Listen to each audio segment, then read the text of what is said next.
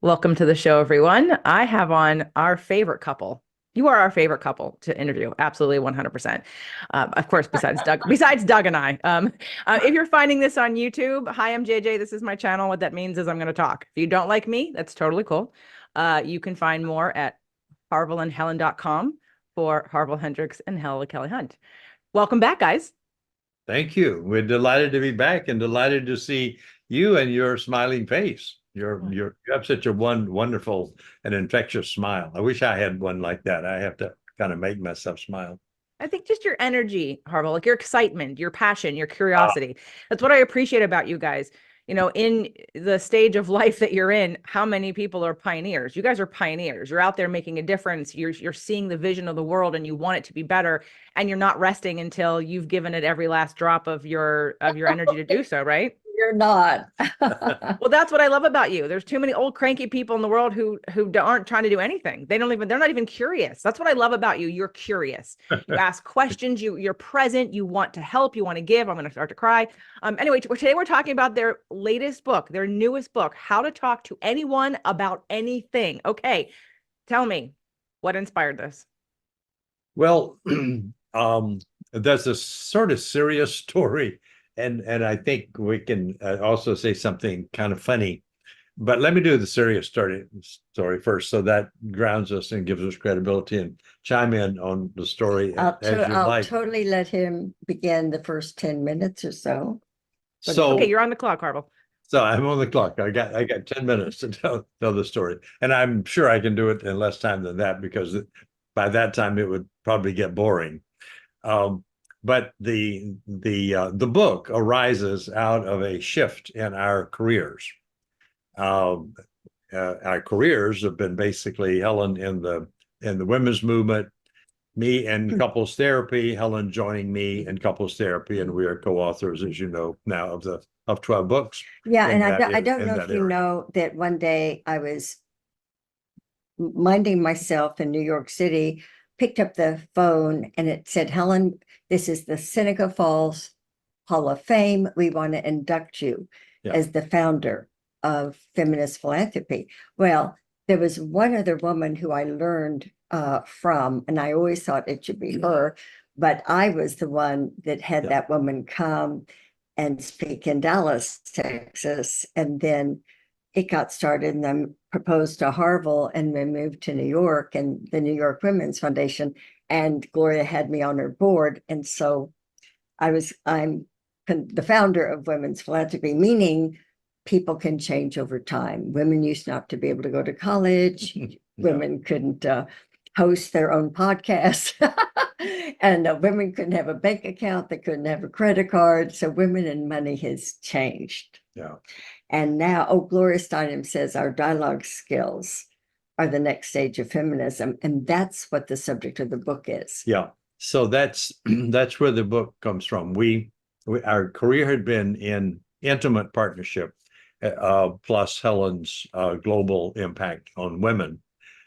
But about 10 years ago, I went through a little metamorphosis emotionally, which was living with this activist who had impacted half of the people on the planet by the women's movement, which is about half the people on the planet. I developed a sort of absorbed a social consciousness. She doesn't think about just, a few people and about healing a few people, but she thinks about changing the status of women in the world and changing history. And so I absorbed that and became aware one day that doing couples therapy was not going to change the world. First of all, only 3 or 4% of people who go to therapy are couples. So, and it's clear that we learn later from tipping point theory that if you're going to change the world, you have to change at least 25% of it, of any system. You have to change 25% of a system before that system will change. So, working with 3 to 4% of the population would not make any changes in the culture itself. So, what we had also developed, as you know, and we've talked about before, is what we call the dialogue process. And the dialogue process is very simple. Most people speak in monologues. I talk, you listen. and parallel monologues. I'm talking, you listen, I talk, and you listen, but nobody listens. That everybody just talks, and that this talking is what created the problem for couples. Is they didn't listen to each other, so they were in misunderstanding, conflict, and finally would go into opposition, and then come to see us to talk about how could they have better communication or whatever their problem was. But we were aware that the dialogue process for us had been used with our family. Couples who found it used it with their children, then began to use it sometimes in their business and in friendships. And so it got the idea, it was born. This is not just the engine of couples therapy. This is the engine of human connection, which happens in couples therapy, but could happen anywhere. So this book comes from a decision we made to take dialogue and extend it from the couples therapy into the world and basically make it available to the whole world. And then we got to thinking about, well, what does that mean? And so if we did it to the whole world, that would be 7.8 billion people. Pretty big number. I'm married to a guy who studies tipping point theory. Yeah. So the question was, he said, Helen, if we can just get 2.4 billion. Well, we started off with 7.8. How are we going to do that? Mm-hmm. And then I began to think about that and do research on how do systems change. When we were talking about not just a Dallas or Texas or America, but the human system itself, all of the population of the planet. And it's really clear that the change happens only to a system when you change 25% of it. In other words, the behavior of the people, 25% of the people learn dialogue, then the rest of that system will change. So if you apply that to the planet as a whole, it means we would have to reach only 2.4 billion of the 7.8 billion people on the planet. Well, that seems like a more reasonable task, but still a pretty challenging one. The methodology of doing that, we're still developing. But the book came out of that. We went into that about 10 years ago, began to experiment in Dallas with taking dialogue to the public, and had great success with that. People showed up in droves to learn how to talk. And we said, we finally called it, to distinguish it from the engine of dialogue in therapy, which we call Imagodialogue. We called it Safe Conversations Dialogue for the global social movement called Safe Conversations. So everything needs a book. So along the way, we began to put together this book because we needed a way for everybody to know and to distinguish what we were doing with couples from what we were doing, to distinguish it, but also see the continuity of what we were doing with the public in general. So we thought the book, and it's written to say, basically to the reader and to anybody in the world, you can talk with anyone about anything if you follow certain guidelines. And the guidelines is a structured conversation called dialogue, which you learn to do and practice as a skill until you integrate it into your life as a new capacity. And when you do that, Helen has the beautiful and comments on what happens to the brain when you move from monologue to dialogue. You get a new set of neuronal cells. Your brain, in other words, changes. So that's what the book is about. And it's about saying, hey, come along and join us, because it's sort of the banner of the global social movement. Okay, so I have been using your couples dialogue. How long? I was just thinking about this today when I was putting on these earrings, Harville, because I was like, well, this greenish blue ocean, which reminds me of the ocean, does not really match this blue, but it's all blue. And I remember our first conversation 6 years ago in 2018, and Helen, you weren't able to make it that time, and you had on a Hawaiian shirt, similar to the one you have on now, but it was like blue. And somewhere in the conversation, we talked about you saying how much you love the ocean. And so that's why you were wearing the shirt, to remind you of the ocean. You were bringing it to you. Mm-hmm. So I think it was probably around that same time I started using the couples dialogue. It was too late in the marriage that I was in, although I wish we would have been able to use it. That would have been interesting to have. And I'd already had all your books and I had the workbook, but I was waiting to be in a relationship to use it. That was the first mistake. Although in divine timing, it all worked out the way it was supposed to work out.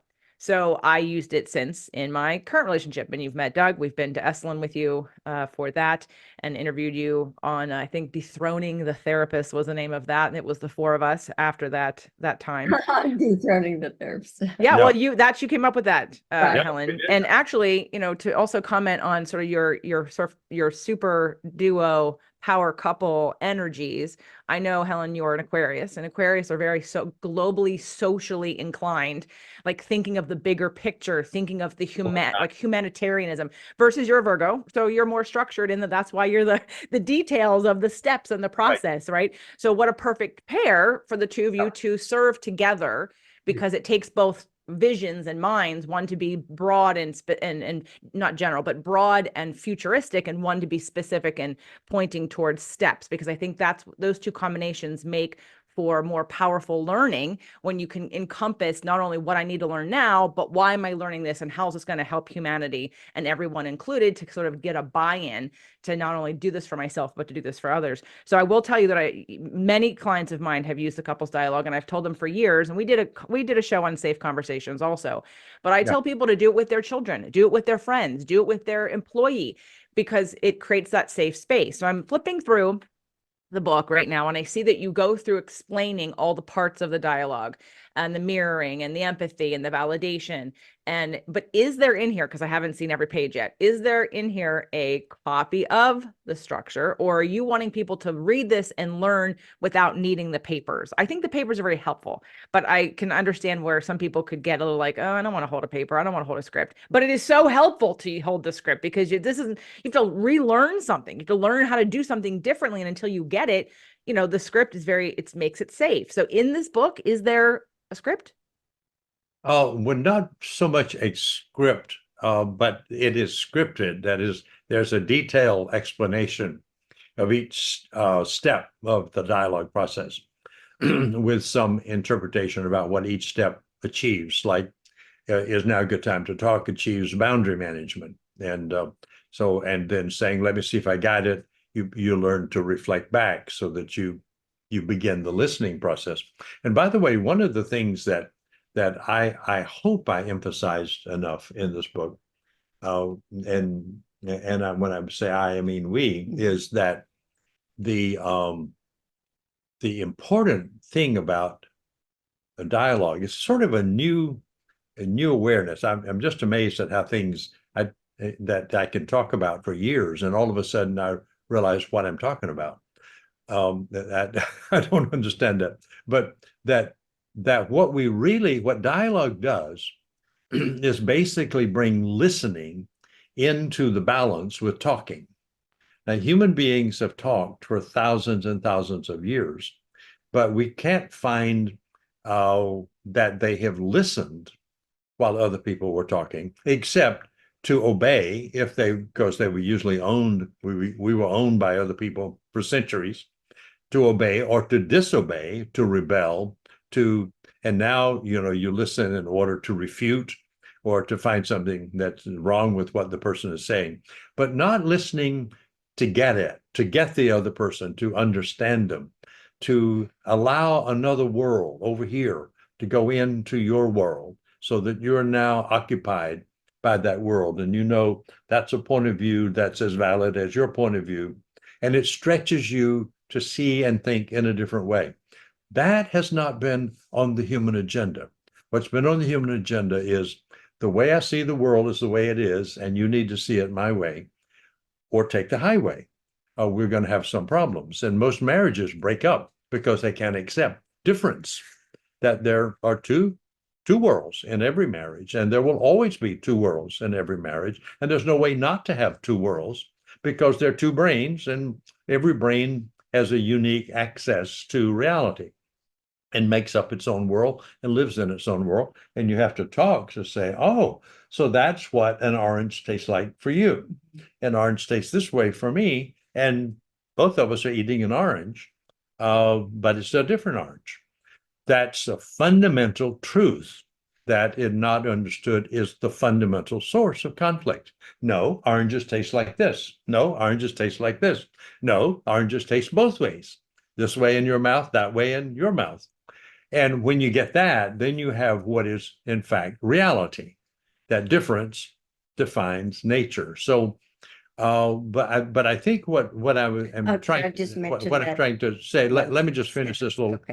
little sentence I'm on, is that listening is the new thing that dialogue brings to humanity. Talking, we didn't need to bring talking. We need to bring how to talk differently, but that listening, not just how to listen better. As somebody the other day said, could we get back to the good old days of listening? There have never been any good old days of listening. Human beings have never listened. They've always talked. We've always talked. So I think that's what we're bringing into this. And I just want to emphasize that listening is the only way you can know someone. It is the only way change occurs. And it is, as my theological mentor, Paul Tillich, said, listening is the first act of love. You can't love anybody you have not listened to without judging them, because you don't know them, and you can only love what you know, or you can love a fantasy, but it's not the person. It's the person you made up. So anyway, you wanted to say something. You quickly talked about humans are a part of nature or something like that. And what I like to really point out is humans are part of nature. Yeah. Nature is dyadic. Yeah. Everything in nature, dark, light, sweet, sour, wet, dry. It's just what makes nature so beautiful is its difference. Mm. The Diversity. different, leaves in the autumn are orange, but in the summer, real green, and in the winter, where are the leaves? Things change, and humans are part of nature. Mm-hmm. And in our workshop, when couples come, I take the time to point that out specifically. And guess what? The person you are married to is a little different from you. Yeah. So learning that's very frustrating sometimes, but it's and that has led to problems between you and me, is that knowing this does not always mean we're doing it, but it is always the fact that once we hear another person, in a sense, we hear them into being. They come into being when we allow them into our minds. Yeah. And also, listen, I don't have any complaints. I feel like there's not a part of me except I don't have a complaint Well, about you. I so feel if like I'm getting this, you don't have any complaints I feel about you think I'm like you've you accepted think I'm hearing you and accepting you, and that as you're okay with me. Am I getting that? Weirdly wonderful is the way I talk about myself. The Aquarian has her own way of and that a you little weird, but so it's wonderful. you experience me as getting your weird wonderfulness. Yeah, I don't have. I feel like without objecting. I feel like you accept difference. That I accept difference. Mm-hmm. Well, thank you. Mm-hmm. If I'm not doing it well enough, let me know after the podcast. Can we talk for a second about what? Because yeah. No, you guys are I love you guys. You're wonderful, and you're great examples of live couples dialogue, and affirming and validating and mirroring. So one of the things that you probably don't know this. I don't know why you'd know this, because it's usually me talking and asking you for your information, but I have used your work in my work for this entire time. And one exercise in particular, because I don't do couples therapy per se. I help individuals and individuals through their relationships through different tools. So whatever they're coming to me for, whether they're being in a group, Harville, you were the first to really teach me about neuroplasticity back in 2018. You described it in a way, and I was in Imagotherapy at the time. And it wasn't explained to me the same way. It wasn't explained to us as a couple at all, actually. And I was quite upset about that, because I thought, well, geez, had that been explained, I wonder if this would have gone differently. Again, always in perfect timing, no regrets. But in taking the idea of neuroplasticity and then the exercise that I've been using, that I've built on, like you said, what you find fascinating is that the more you do this work, the more you keep digging and you keep fine tuning, and you keep getting sort of refined and excited about refining and a new way of doing something that's more impactful potentially. One of the things that I have created from your core wound exercise is something called a core wound map. And it's taken 6 years of refining and refining and refining, getting to for an individual. Because what I think, and let's talk about this if you disagree, one of the reasons why we aren't good listeners is because of our wounds, because everyone's literally just trying to get their needs met. They're trying to find love and attention and validation through but they have no idea how to do it. They don't understand that through listening, because they think, no, I can't listen because I have to convince you that I'm lovable. I have to convince you that I'm worthy. I have to convince you not to leave me, not to abandon me. I think that all of this is driven from these core wounds because we're constantly subconsciously not aware that we're trying to manipulate people into giving us what we need without knowing what we need, identifying what we need, or even being empowered to get our own need met without somebody else necessarily. So I think that, on one side, I don't think it's easy. I think humanity, you said the human race has never really talked or listened. We're not good listeners. And I think that's why. I think it's because we're so confused about who we are and what we need. And we're so wounded and we're just trying to get our needs met that the idea of just listening feels vulnerable, feels like, oh, well, if I just listen, I don't know that I'll get my need met. Like my voice, my effort is my attempt at survival, at not abandonment, at connection. So I think if reframing and looking at dialogue and looking at listening differently, because people who might think of listening might think, well, yeah, I can listen to you. So what? I think we need the next step of, and not that you probably cover this in this book. It's not the next step of what to do. It's the idea of you're not listening. Like you just said, you're two different people where everyone's different. It's that, so I had a hard time for a while with shame about connecting sort of my life path, because I started out as an actor, singer, dancer, moving into personal trainer, moving into coach. And for a while, it didn't really connect until I saw that, oh my God, of course, when you take an acting class, you learn someone else's reality. You learn someone else's history. You learn how to embody a character that isn't you. And all of a sudden now you have a perspective and an interpretation you've never had before because you've never thought about that. And that's what most people, so now I'm of the ilk that everyone should be taking an acting class, because if you don't know how to put yourself in someone else's shoes, then you think your world is right. That everything you interpret, and there's at least, I identified at least 30 different factors that influence interpretation: sexual identity, sexual gender, religion, socioeconomic, health, astrology, all the things. Like there's so many different things that influence the way that we interpret the world, but most people don't know that. They think if I think this, I see this, that must mean I'm right and you're wrong. And how dare you not react the same way I do? Like the concept that there is another world happening in someone that I live with in the same household, experiencing the exact same thing, is a concept I don't think people understand. Oh, yeah.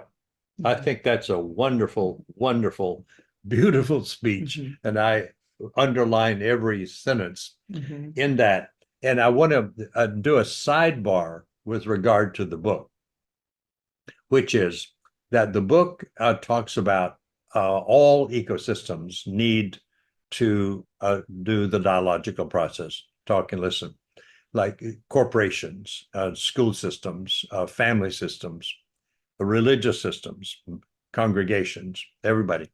Now, what I want to do in the sidebar is to say that this childhood wound that you're talking about that interferes with listening is interfering with all of the people who are running corporations, all the people who are teaching in the classroom, all the people who are in religious organizations, either on the pulpit or in congregations. All of us are dealing with that. And it's been difficult. One of the difficulties we've had is moving out of the intimate world of couplehood into the rest of the world of relationships, is that people say, well, these are not marriages, this doesn't apply. And what we're saying is it's universal. It works with couples, but it works with everybody because everybody's in the same situation you just talked about, in which the childhood wound has interfered with our ability to really understand.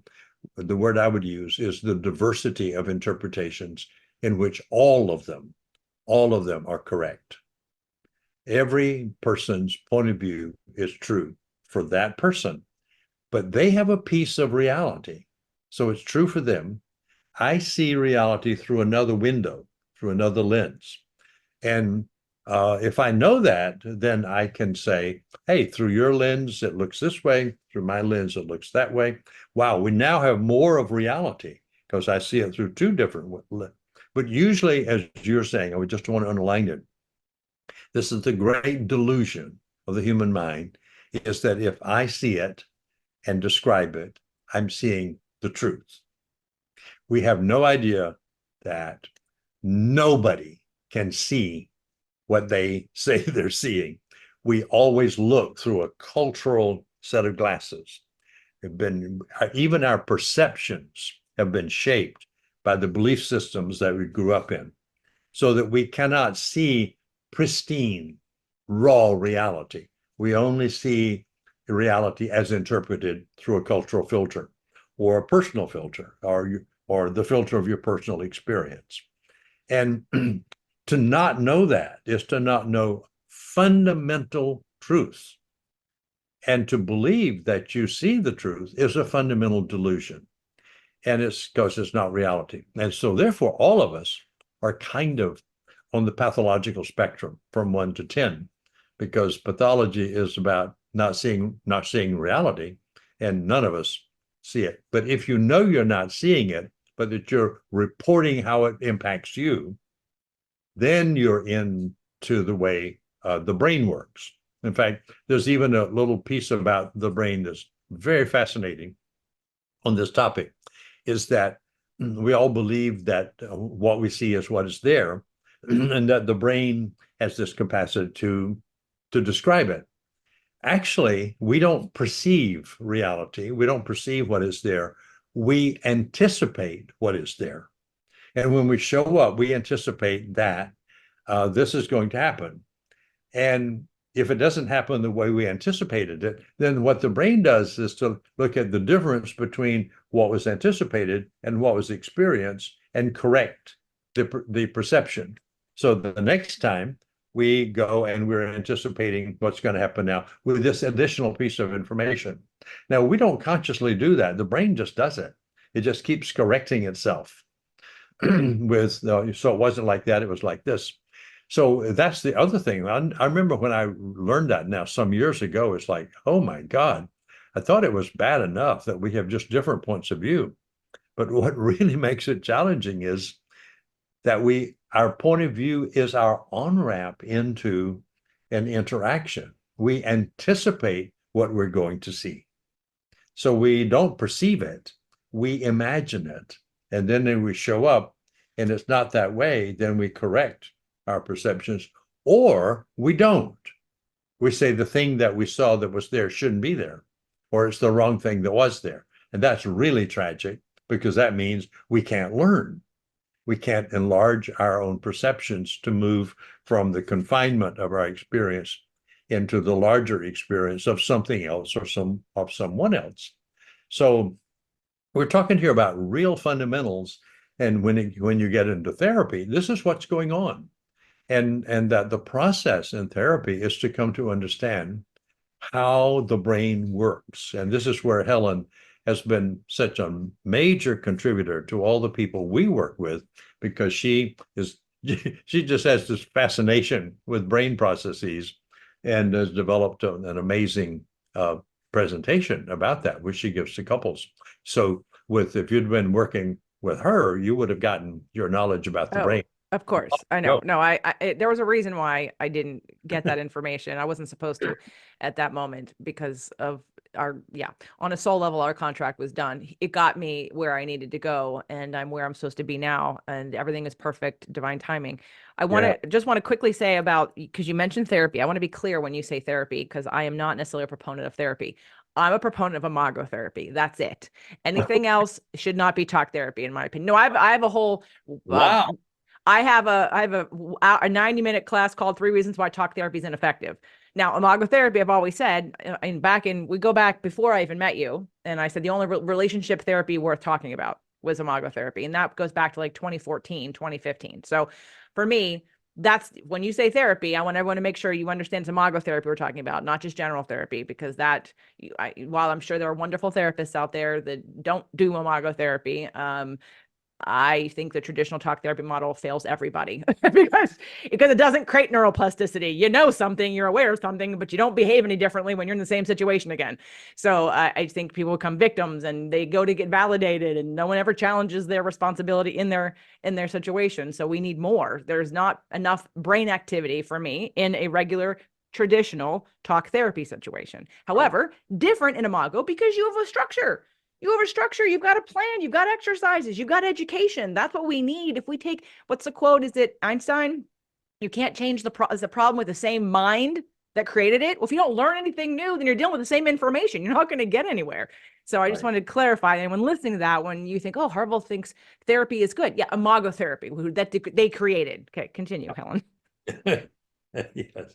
Yeah. And I would say I have a similar discomfort with the effectiveness of psychotherapy, which is a talk therapy. And that and you use the exact sentence that I use, which is you can know yourself better through talk therapy, but it doesn't mean you will do anything different. And if you don't do something different, then you simply are now a more educated neurotic who will do the same thing that got you to go to therapy to begin with, but you'll keep going, which is why therapy takes so long. Now, you just mentioned my name. I don't usually comment, but I will. I think you just mentioned my name. I did, because Harville was getting ready to pass it on to you, because to probably talk about the brain changing through doing this dialogue. But if you have a thought about what I just said, I would love to hear it. Yes, well, just that at the very beginning, people would go to therapy and talk about their spouse at home who is driving them crazy. And then sometimes the therapist would say, well, bring him in, and the therapist would work. And now, why are you doing that? Well, what Imagotherapy did was, the couples don't talk to me. We have them face each other, and ask that take turns with one of them saying, it was really sad for me that you did so and so. I was really disappointed, and the person mirrors and say, oh, so you were sad, and and I just wish you had done something differently. And so what I'm hearing you say is like something done differently. Oh, well, could you tell me what that might have been? Anyway, they put the couple into conversation because it's the client that knows what they wanted and what they are frustrated about. No. Well, your therapy you guys created is just effective. I tell people, just get the workbook. If you want to just start doing stuff on your own, buy the workbook. Get any love that you want workbook and start to do the exercises together. If you can't find a therapist near you to do it with you, because again, there's a structure. One of the things I say in the top 3 reasons why talk therapy is ineffective is because there's no structure. You could be sitting talking to somebody for years. First of all, did they choose their therapist? Did they know anything about their therapist? Did they know if that therapist, because you guys talked about that there were a certain point in your relationship that you kind of felt like, well, I feel like a big phony because it's not working at home. Like I haven't mastered this at home. Do you know anything about the person you've hired that you're talking to? How well do they do in their relationships or their world? Like they haven't, with having a podcast and people know and trust me, they hear everything. So I get the credibility of that I do this, that I live this, that I have evidence of using it in my life, using it with my clients. So I think that's another reason. But regardless of the therapist in an Imago situation, it's the tools, it's the structure, it's the learning, it's the new ideas. So just like with this book, How to Talk to Anyone About Anything, let's talk about the tools or the awareness. Well, the tool is the dialogue, and but the awareness or the new information, which we've been covering so far today. Helen, I'd love to hear from you about some of those brain changes that happen with listening. Yes, well, a lot of people don't know that the 2.4-pound organ in their skull, everybody's skull, is one of the most complicated organs in the universe, or no, in the It world. is, yeah. And but basically, neuroscientists have simplified how we can learn about the brain and how we can, and actually there was a time when the brain people did not know that the brain, certain parts of the brain changes the more you use it, and that's called neuroplasticity. And when they realized that, they said, well, now go to the right part of the brain and use it regularly, because then that part of the brain gets stronger. So, but back to you can summarize the brain, even though it's very complicated. There's a lower brain that controls vital functions. And when you are hungry, when you wake up in the morning, you should have breakfast. And around lunch, you also get hungry, so have a lunch. And after dinner, it'll tell you when you're hungry and it's time to go to sleep, and you will have had food all day. So it sort of takes care of you. If you accidentally walk into the kitchen in the morning and someone else comes in, and you turn around and put your hand on the stove thinking it's someone turned it off last night, but it's on, you don't do a strategic plan before your hand just lifts off the stove. And we call that, it keeps you alive, and it's called monologue. And now if the lower brain, the way you accelerate the lower brain is using monologue. People use monologue. And this is where, if they get frustrated, if they get angry at someone, and someone doesn't agree with them, and they go to sleep and they can't sleep because they're mad, it releases very toxic neurochemicals, adrenaline and cortisol. And our work has been studied at a health center, and people who use monologue, and if they're angry, depressed, suicidal, they don't live as long, they die younger, and they're unhappy in their life. Now, to use the sentence stem of dialogue, you move from the lower brain into the neocortex. And there's the left brain hemisphere and the right brain hemisphere, Virgo and Aquarian. And between the two is the dorsolateral prefrontal cortex, which is where you move beyond predication, meaning you wonder. And the brain scientists say that is the healthiest part of the brain. Dopamine, acetylcholine, norepinephrine, and serotonin. And you're a relaxed, more wonderful person, and you are healthier, and you have better relationships because you aren't talking, you're listening. And when you say, and is there more about that? Well, oh, your partner loves it.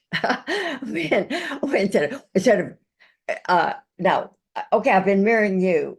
When is my time? I'm supposed to talk, you marry me.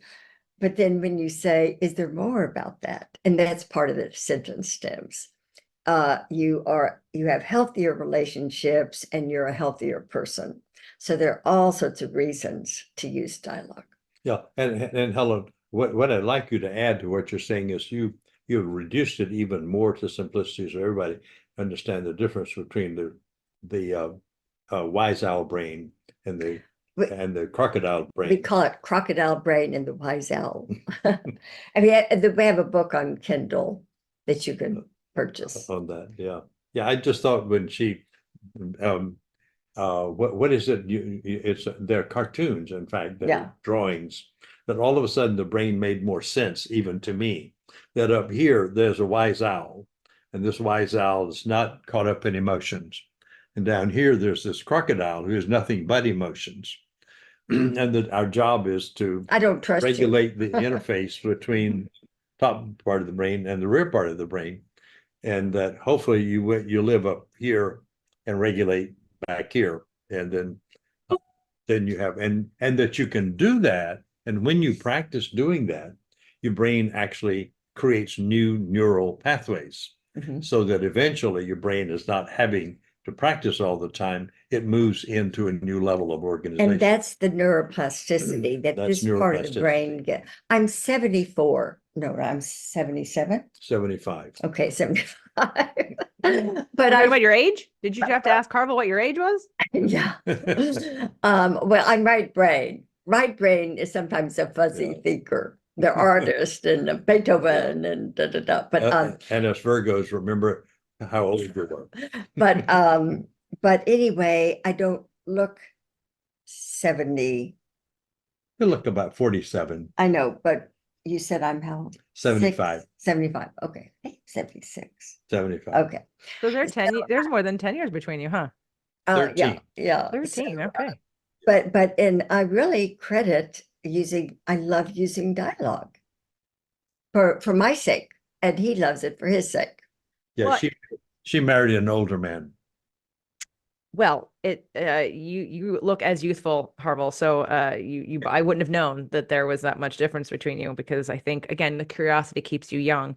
If I could also add another physiological, I think, explanation or whatever, something to think about, like, so you were talking about the crocodile brain and the monologue, keeps you in, it keeps in a fear of either a past or the future, but it doesn't keep you present. I mean, yes, it's going to protect you in the present, but it has those programs that it runs, that, those subconscious programs, that's where they get stored from the core wounds, right? Is in that part of the brain. But that wise out part of the brain has to, if you're using dialogue, you have to be in the present.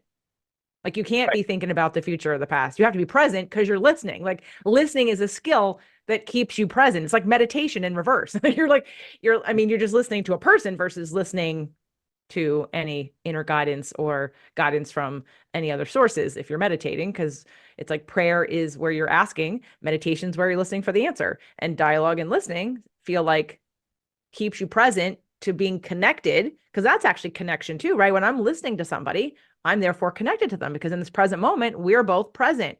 You're talking, I'm listening, there's an exchange happening, we're present and we're connected.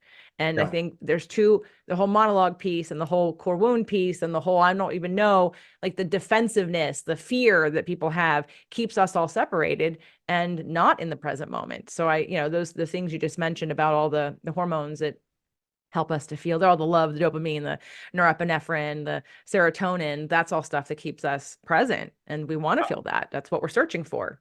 Yeah, Right? I just want to compliment you on how rich what you're saying is and how well informed.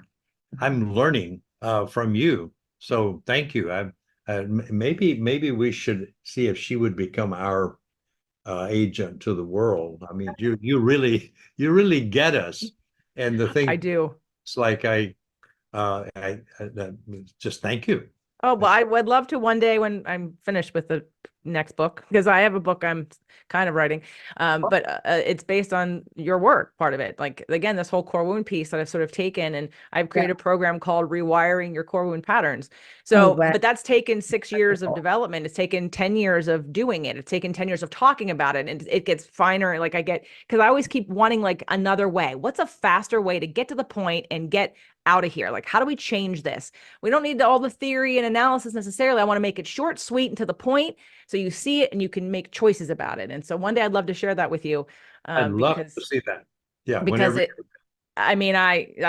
you get when people say on podcasts, how did you create this? I'm like, well, I used Imagotherapy and the core wound exercise. I said, but I've created the core wound map, and it's taken, again, years and years and people going through my program for me to keep fine tuning and going, okay, hold on, you understand it here, but that's not where this is going to make change. We need to make this into, and I've used neuroplasticity as the guide to say, can I tell a really quick, funny story about my cats? I tell this story. So when I get asked now when I'm being interviewed on podcasts I explain neuroplasticity and why the Rewire program is something where we challenge people to step outside of their comfort zone, but in an intentional, specific way based on their own wounds and based on their own patterns and their own circuit. Whenever they get triggered, the circuit that happens, then how do we move forward and make a new circuit? How do we make neuroplasticity happen? So Doug and I took two of my 5 cats on an RV trip last year in October. We never rented an RV before. And so we take Luna and Domino because I wanted them to get away from the little one. She's a bit of a terror. And we rent this RV, and I put the cats in the RV as we were packing, and we're outside, and they're like super interested and curious, and they're looking around. We shut the door, we turn on the engine, all of a sudden terror. They run under the bed, under the covers. They are terrified, right? Because they think they're going to die, because they have no idea what's happening. This stimulus is brand new to them. So throughout the time, we parked the RV, they'd come back out, they'd relax, they'd eat, they'd be happy. They'd sleep with us. Next day, same thing, turn the engine on. Oh my God. But every day it got less and less. And by the last day, they were both sitting on my lap as we were driving. And that was to show and demonstrate neuroplasticity, because it's the thing that the understanding that this thing, Right. How many people come to my events or won't come to my events because they're afraid of crying? They're afraid of being confronted with a hard thing. I'm like, how do you think you're ever going to get over it? You think that suppressing it's going to help you for the rest of your life? So it's the idea that you're not going to die. Like, people walk in with their arms over their chest, refusing to be broken open. And I'm like, why would you, do you think, like, but the brain says it's unsafe, I'm going to die. And then they do it and they go, oh, I feel better, I didn't die. Which then the next time they do it, it's better and easier, because that's what you had taught me back in 2018 about that was the most clearest neuroplasticity lesson I ever had. I'm like, oh my God, that makes so much sense. So that's kind of what I've been teaching and working with. And is because people think when we talk about it and it sounds really nice, the reality of it for some people is that it's out of their comfort zone. This is going to be out of their comfort zone. Listening is going to be out of their comfort zone if they're not good at it, which is why everyone needs to get this book, because you need to understand why you need to do it. If you're having problems of communicating with anyone in your life, it's called How to Talk to Anyone About Anything. This will help you, and it won't even hurt that much. The things I do are a little more scary and push you a little, more personally. This is just shutting up and being present and listening to somebody, and it won't be threatening. And you can get the same benefits of neuroplasticity as explained here today, for you just to learn how to listen, be present, and know that the person you're talking to, no matter who it is, has a whole different experience in life than you do. Yes? Yes. So I want to thank you for the cat story. I think that's one of the most beautiful and wonderful stories about neuroplasticity that I've heard. That it starts off, but if you go through and repeat it, after a while, the brain adapts to it, and it's not going to die. And in fact, it becomes a new thing for you.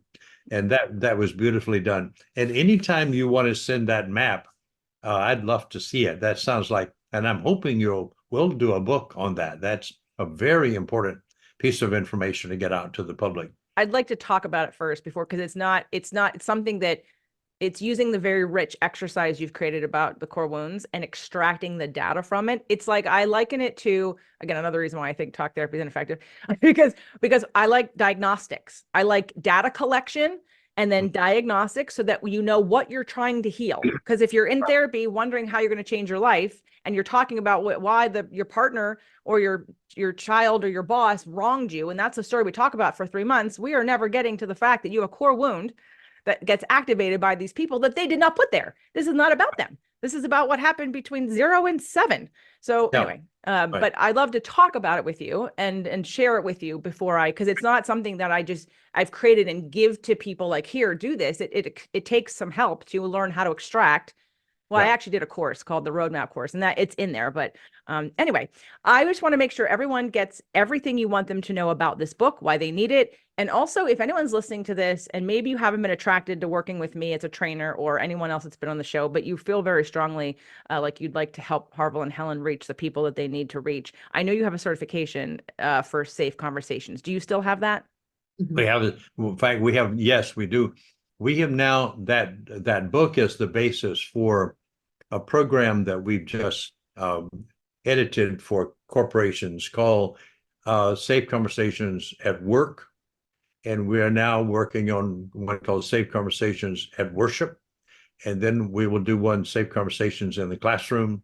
and safe conversations in families. But you also can just, people can sign up and learn to So if you sign up to the training program, even, you get certification in the training program, and then you can specialize in whatever ecosystem interests you. If you want to do the corporate world, then you can get a little tweak, and that'll take it into the corporate world, because we are trying to change the conversation everywhere for everyone, because it is and we think it is a new event on the planet, that when you consider that there's no history of listening, then listening has not been a human agenda, that we're bringing that in. And we're not taking credit for all of this, because we're not that powerful. I think that the collective unconscious is moving in this direction, and that it's showing up now in collective consciousness, that we need to move from monologue, talking down, to dialogue, talking with.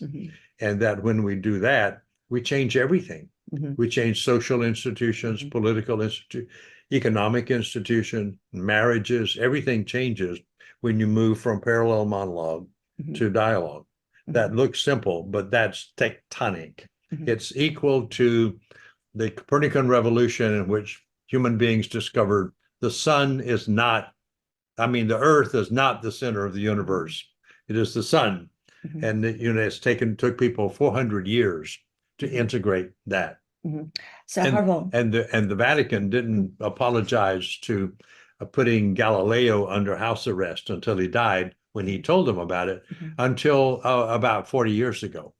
So 400, he was assigned as a traitor to the church for 400 years, because he dared to say that the basis on which Catholic theology was built was it was an earth-centered universe. No, the earth is not the center. It's just one of the planets. Sun is the center of the universe. This change from monologue as being the only way, and parallel monologue to be the only way human beings interact, to this is equal to that shift. Could I make a comment? I think you heard something about, I think you said something about global humanity is beginning to realize they need this. Is that consciousness? Right? Yeah, global consciousness. Consciousness. Well, let me tell you, I think Harville's consciousness is there, and yours and mine. But I think there's been quite a bit of people in different countries that solve problems with murder or bombing each other and killing each other. And I remember the Gaza Strip and Israel was so problematic for a while. I mean, horrible, just bombing each other, and then women and children just killed, and no one arrested the murderers. So this is where I appreciate so much Harville saying we have to get another way out into the world.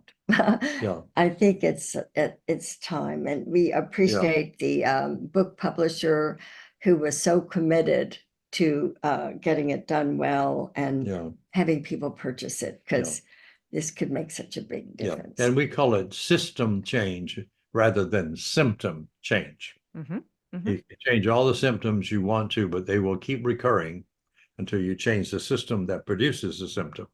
So if we change parallel monologue to dialogue, you've changed the system of human interaction. So for those of you who might be using dialogue in the next couple of weeks, your world changes. You are helping to change the world. Your world will change, and you will change the world. And then when you're so excited about that and you want to help others, you're going to go to harvillandhelen.com, and you're going to find somewhere there's a safe. What is the course called? They should go to a website called quantumconnections.com. That's the name of the company. And there they will learn how to become certified as a safe conversations trainer, leader. They get that. They can take it for a personal course, just a little 4-hour course, or they take the training to become a leader who can present the course. And a safe conversation teaches dialogue. Taking turns talking and listening. Safe conversations, is the dialogue process. Right. I just want to make sure that we emphasize that because I want people to know that there's another step beyond using the dialogue, getting the book, because even though we can sell as many books as humanly possible, I also think that in empowering people to know they can help make change by taking the course and being certified and then being able to facilitate will help this movement speed up a little bit. Right. And that's really our goal, is that the book will inspire you to go take the course. Then you become a trainer and you're a part of the process of global transformation.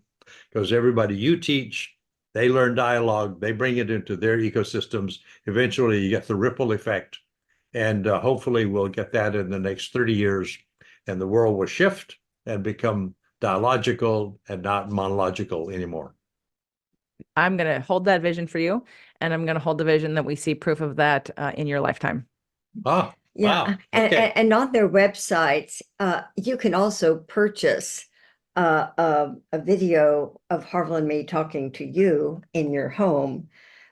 You actually don't have to sign up for training and things like that. There's simple ways. They're on demand. I understand. Okay, thank you for that. And I want people to pay you to be involved and to get involved at a more serious level because they want to help change the world. There are people out there who are looking for a purpose and they don't know what their purpose is. And I want to give them another one or give them an option of one if this resonates. And I want to tell them how to do it if this resonates because it's a good purpose to have.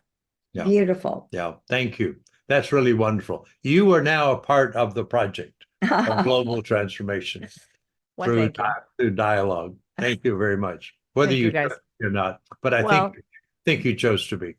Yeah, I did. Everybody, get the book. And basically, it says on your wall, put the book down for a minute. Anything is possible. Like a global community. Well, here's anything is possible. World peace is possible. Definitely. Yeah. And definitely with the tools that you guys have created and share with us. So thank you again, as always. Hopefully you'll come back on next year for maybe we can talk about that next year for the next Consciousness Upgrade Summit 2.0. We can focus on this and wherever the status of quantum connections is and how people can get involved and be a part of that evolution. And last comment. Someone who is a Women Moving Millions woman had read a book on Mother Teresa, who won the Nobel Peace Prize, and said, Helen, I've heard you and Harville say dialogue skills are so simple they could be taught in school. I want to bring you and Harville to Liberia on a screen and in an auditorium, and you teach the teenagers in art and art. I was teach the teachers. It's the teachers. High school principals, high school teachers, and a few students. Yeah. And it was about 150 people. Right. And they loved it. And then there was 2 years later, there was a presidential runoff. And one presidential candidate said, if I'm elected, these are my 4 priorities. Dialogue is one. And the other said, if I'm elected, everyone will use dialogue. And Deborah is teaching he won. And Deborah is teaching his presidential cabinet to dialogue. And then there are other countries, but anyway, imagine if this was happening in the United States. But in South Korea, people are graduating. In South Korea, the safe conversation dialogue is being taught. And the graduations from a college want to take it to China, Japan, and Taiwan. So this isn't wishful thinking. That's my point. Last comment. And it really is happening around the world. And I just got an email from one of our friends in Iran who is has signed up for the training today. Okay. Because it's on Zoom. So one of our trainees is in Iran learning to do the dialogue process today. Great. So great. Anyway, it's spreading around the world. It's becoming a movement. Yeah. So everybody who joins it adds to the energy, and ultimately there'll be a ripple effect. Then we will study war no more. All right, everyone, this is your task. So keep it going. Share this episode with anyone who you think needs it or is looking for a purpose and would like to get on board with this. You're going to go to harvillandhelen.com. You're going to buy the book. You're going to go to quantumconnections.com. And if you don't know what to do, reach out to me and I'll direct you where to go. I will help you help them make this a reality. Thank you guys always for coming on and sharing your wisdom. Yes. Thank you so much, JJ. You are wonderful. You are amazing. Thank you, Harville. Fantastic. And we'll see you down the path.